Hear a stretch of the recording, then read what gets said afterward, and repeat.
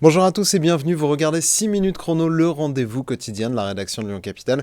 Et aujourd'hui on accueille Hélène Geoffroy, bonjour. Bonjour. Alors vous êtes maire de Vaux-en-Velin, vice-présidente socialiste de la métropole de Lyon, mais c'est pas avec ces casquettes d'élu local qu'on vous a invité aujourd'hui, mais plutôt avec celle de candidate au poste de première secrétaire du Parti socialiste, élection qui aura lieu dans quelques semaines.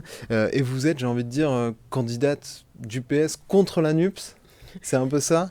Non, je suis candidate à la fonction de première secrétaire, mais aussi candidate avec un groupe à pouvoir réorienter ce que fait la direction nationale maintenant depuis 5 ans. Nous avons la volonté de reparler du fond, du projet des socialistes pour le pays, à un moment où nous voyons l'extrême droite progresser. On le voit dans les enquêtes d'opinion, Marine Le Pen est quasiment au port du pouvoir. Il y a urgence à ce que la gauche puisse être de nouveau crédible et soit une gauche de gouvernement. Effectivement, ce que je reproche aujourd'hui à la direction du PS, c'est de s'être d'une certaine façon diluée dans la France insoumise, qui est une gauche de protestation, une gauche incantatoire. Là, nous voulons être une gauche qui apporte des solutions et des réponses. Pour vous, le PS n'existe plus avec la NUPS, c'est l'effacement du PS. Oui, c'est ce que je disais d'ailleurs au congrès d'il y a un an à Villeurbanne, c'est que Olivier Faure et la direction nationale avaient une stratégie d'effacement et de disparition du Parti socialiste qui s'est matérialisée dès les européennes où nous n'avons pas eu de tête de liste, qui s'est matérialisée dans une campagne des présidentielles où en réalité très vite Olivier Faure a souhaité que nous disparaissions dans la primaire populaire. Et puis la NUP a été finalement une forme de reddition parce que nous avons des désaccords quand même sur le projet politique par rapport au projet politique de sur quoi LFI. vous êtes mal à l'aise avec la NUPS? Alors, nous aurons bientôt des élections européennes dans quelques mois et nous avons, nous, un attachement à l'Europe, au projet européen, même si nous voulons le modifier, l'amender, là où la LFI appelle à la désobéissance des traités européens. Nous devons traiter ce sujet à un moment où il y a la guerre sur notre continent et des enjeux énergétiques que nous voyons tous les jours si forts et pour lesquels il nous faut trouver des solutions dans l'Union européenne. Et puis, il y a aussi tout ce qui a été porté récemment avec la motion de censure.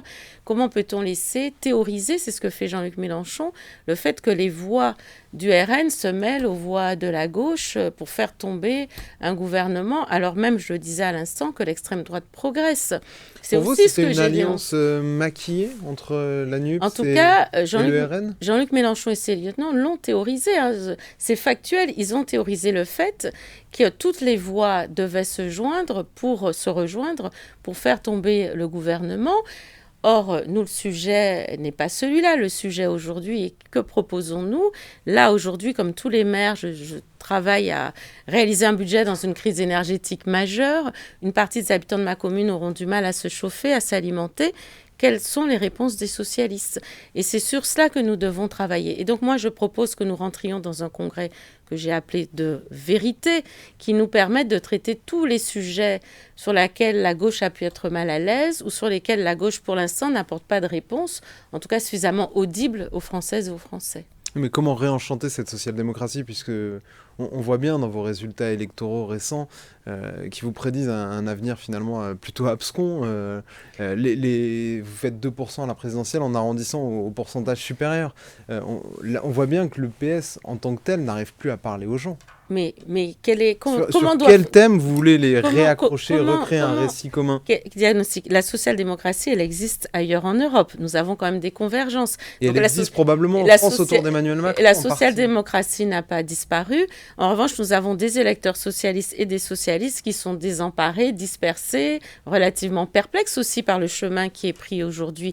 Et donc, si nous voulons travailler, moi j'ai proposé ils se sont plus retrouvés dans le chemin de la NUPS que dans le chemin d'une ligne indépendante du PS. Quand on regarde nos électeurs, en réalité, se sont divisés entre ceux qui ont voté Mélenchon, Emmanuel Macron, chez les écologistes, les électeurs initiaux, si on remonte à la dernière fois en 2012. Non, ce qui se passe aujourd'hui, c'est que nous n'avons rien dit pendant 5 ans. Donc, il est difficile de demander d'être crédible quand nous ne portons pas de projet. Et moi, ce que je propose, c'est que nous puissions d'abord recréer ce que nous appelons un front de classe. C'était une idée portée en son temps par François Mitterrand, c'est-à-dire l'alliance des classes populaires, celles qui ne vont plus voter du tout, qui ne votent pas NUP non plus, je l'ai vu à Vaux-en-Velin, qui ne votent pas tout court, celles qui ont voté Front National, les classes moyennes qui se disent que l'avenir de leurs enfants ne sera pas idéal, et puis les classes plus aisées des centres-villes qui votent LFI ou Vert ou Emmanuel ou En Marche.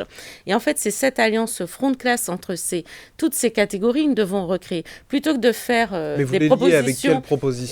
propositions clientélistes segmentées. Eh bien, nous avons proposé 3 axes de travail, puisque je parle d'un congrès de vérité sur du fond.